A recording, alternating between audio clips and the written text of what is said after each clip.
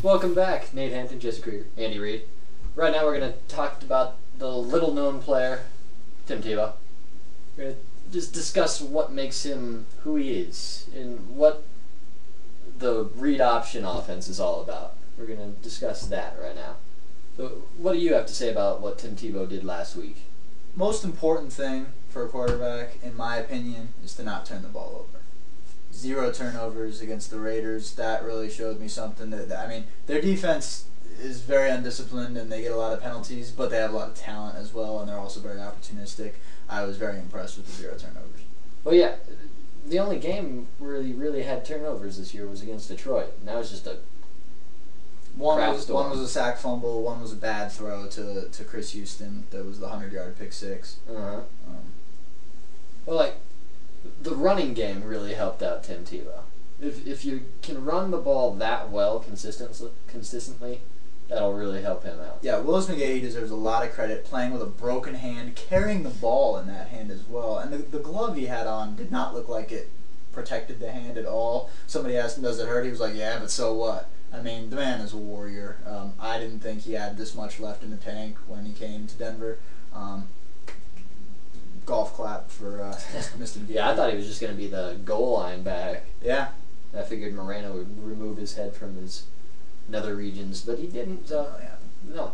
But, I mean, they say that the college-style offense can't work in the NFL, but we've seen it in spurts. Like, when Vince Young and Chris Johnson were together, they did a couple option plays, and, man, if it's executed right, because it's all about making the defender choose, you know, which guy to go with. And the read option's the same thing. If the end is collapsing, then you take it and run yourself. And if he's containing, then you give it to the running back.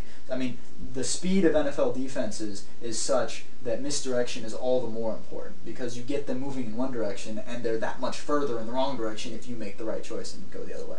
Indeed, not many people do that as well as Tim Tebow. I don't think he gets enough credit for the way he does play fakes. I mean, the strength in your hands that you have to leave the ball out there, shove it in the running back's chest, and then read what's going on, and then pull it back without dropping it. They didn't mess up one exchange.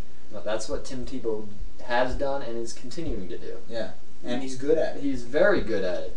And for all those people saying that they don't know, that because it's the new thing to complain about with Tim Tebow, that he won't be able to make it through the season. I've seen many running backs that are half his size make it through an entire season. And there's also something to be said for toughness. I mean, he's huge. He's a ball of muscle. But on the other hand, Matt Ryan is nobody's physical specimen, and that boy's tough. He gets the crap beat out of him every week, and he always comes back in. And I think Tebow has that same kind of mindset of, hey, I'm not coming out unless pieces of me are missing. Well, yeah. And like I said, Tim Tebow is twice the size of every other quarterback in the league. Yeah, and I mean, on that same hand, he had the crap beaten out of him all day against the Raiders. Some of it by his own fault, because he doesn't let the ball out very soon. But to be beat up that much and not turn the ball over and throw 2 clutch touchdowns and win the game, I mean, I don't care what you think of Tim Tebow. If you can't respect that performance, then you got to turn in your fan card. I mean, to take that kind of abuse. I mean, his lip was split open. I mean, he fought well. That he did. And first quarterback since Michael Vick in 2004 with 2 touchdown passes and 100 yards rushing in a game. Well, if you keep that up, Michael Vick was very unpolished as well. I mean, the comparison is ludicrous, I know, but if you just look at results, I mean, running and passing, that dual threat, even though it's not popular in the NFL, it does work given the right system. And, I mean, 1 game out of the division lead now. Who saw that coming? Nobody wants the AFC West. No, yeah, there's a Lil Wayne quote, God bless the world and most people in it, it's anybody's game but nobody's winning. That would be the AFC West. Indeed. But yeah, just give him a little bit more time. I think everyone's going to be pretty impressed with what they see. If he keeps playing like this, they finally tailored the game plan to him. To an extent.